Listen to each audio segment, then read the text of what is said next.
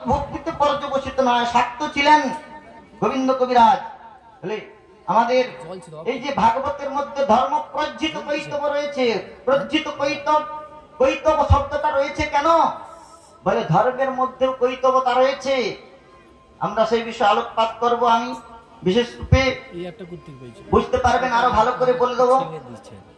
তো ধর্মের মধ্যে কৈতবতা, শৈব, শাক্ত, গণপত্য আদি যে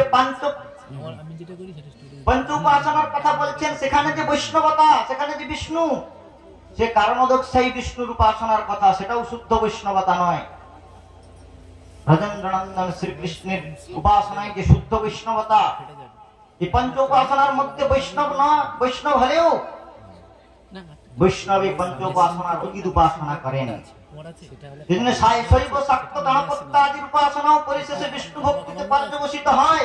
আর যদি তা না হয়, তাহলে পিতামহ ব্রহ্মার কথা অনুসারে